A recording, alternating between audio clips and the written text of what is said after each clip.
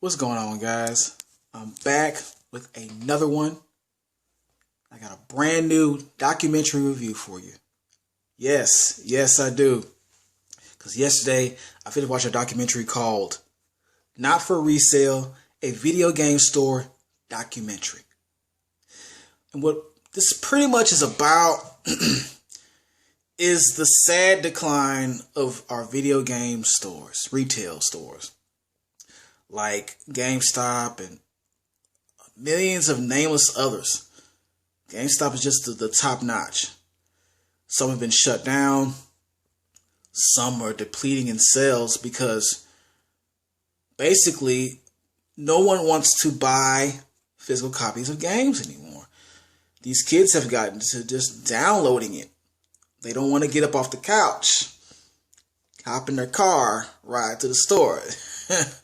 Not anymore. Alright? And it's become a war between our old gamers and the new gamers. It's come a debate between the two of them. I would side on the old gamers. I remember when my mom told me, if you don't beat this game, you can't get the next. I'm not going to buy you the next game. So beat this game and I'll buy you the next one. I carried that mind frame into my adulthood. This is why you don't see a whole lot of games behind me.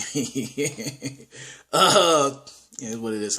But yeah. So I carried that into my adulthood, and I kept that mind frame. I say that to say that I actually have strong, valid memories of video games, which is something that cannot really hold strong when you're just downloading games. We'll get into that later. But that my interest in this is just that I've been playing video games since I was little. I'm not a strong gamer, but I love video games, man. I love games, and I love the physical copies of games over download.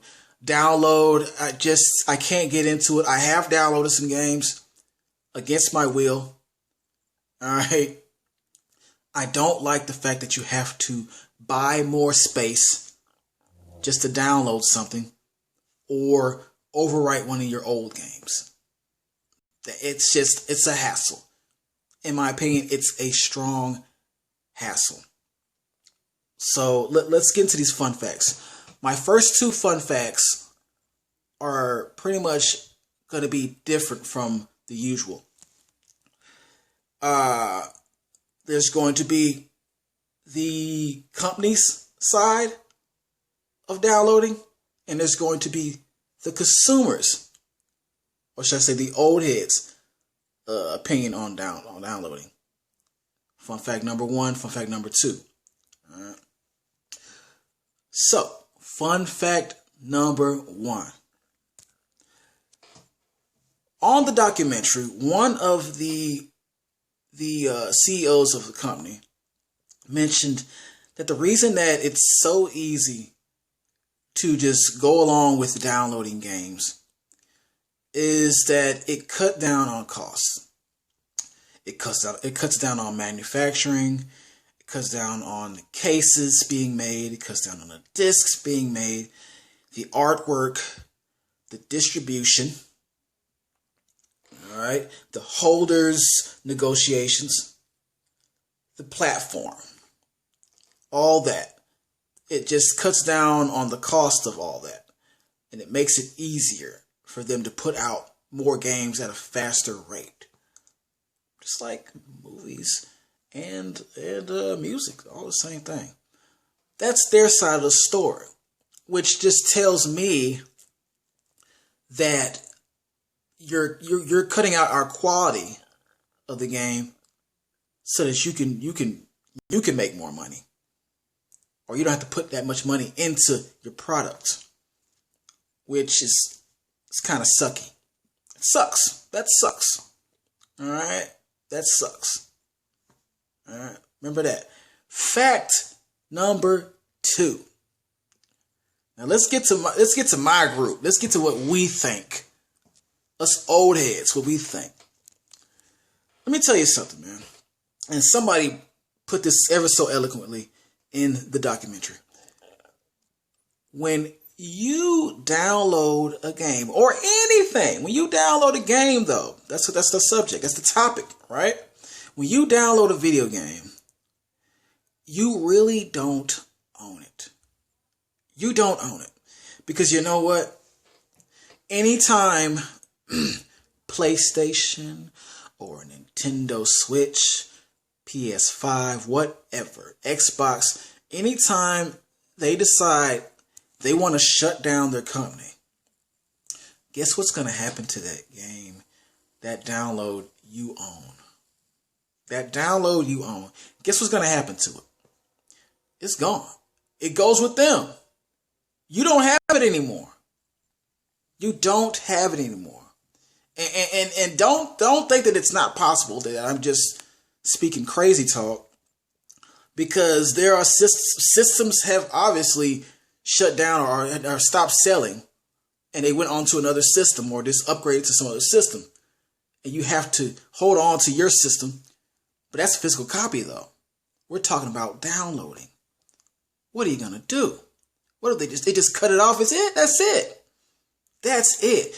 Plus, downloading a game, there is no value to it like there is to a physical copy. There's no value to a physical copy. Okay? You can't touch it. You can't just look at it and admire the case. There's no they don't have booklets anymore. The manuals are not there. These games are just, they've gotten incredibly easy. Some of them have gotten incredibly easy. There's no in between. That's another thing. There's no in between now. There's incredibly easy games that pretty much tell you and hold your hand through the video game. The tutorials and all that. What? No, learn it, or get the secret code like we used to. Or they got these hard, complicated, crazy, complicated games that they can't even beat. The people who made it can't even beat the game. All right, they got that going on right now. So that's a thing. That's a thing. Okay, but yeah, there's no value in a download, man. There's no value in a download. It's not gonna hold up in years to come. All right, keep that in mind. Fun fact number 3. In a documentary, there is mention, and he's in the documentary, is a man named Frank Cifaldi. And I hope I'm saying the name right. Frank Cifaldi is the founder of the Video Game History Foundation. And what they do is pretty much like how movies have an archive or a film archive, where they hold all the old films, for to be on display, and they put it, it's kind of like a time capsule type thing for video games. Okay, that's what it is. Because if they don't do it, nobody else is going to care enough to keep the memory alive of the old games. He's even been behind one of the games in the back of me, the Mega Man X, collection in the back of me. He's behind that, and I thank him for that, because that brought back memories. All right, I thank Frank for doing that. He doesn't even make a lot of money off of this. That's what he mentioned in the thing. He says, "Man, this is not even paying me a lot as you think it would, but somebody's got to do it. Somebody's got to do it." And he stepped up to the mantle, and he took charge, man. So I appreciate that. Now, fun fact number 4. There is a museum I had no idea existed. Some call it the NVM. It's called the National Video Game Museum. All right, you can go to this museum. It's getting bigger in size. It's growing every minute. Not only are there displays of controllers, memorabilia, games. Of course, you're going to be able to play games in each corner, arcade games, systems, consoles. You get to try them out. And what's cool, they have an area in there called the 80s theme room. It's like an 80s theme room where you go in there, as you sit on the bed, everything looks like you just stepped out of one of those 80s horror movies, the bedroom scene before somebody gets killed or whatever. And they had the little TV with the bad reception, not too bad, so you can see the game. And you got the little Nintendo system sitting right there, the old school Nintendo system right there with Duck Hunt ready to play, Mario, whatever you were playing in the 80s, it's right there in the system. Controllers, everything. You can sit in there, you can play for hours, like it's your own. People might fall asleep up in there, man. It just looks real comfortable. That was crazy when I saw it on the documentary. That was real interesting and crazy to me, and I like that. I think I would love to go to this museum one of these days, to the NVM, and just visit it.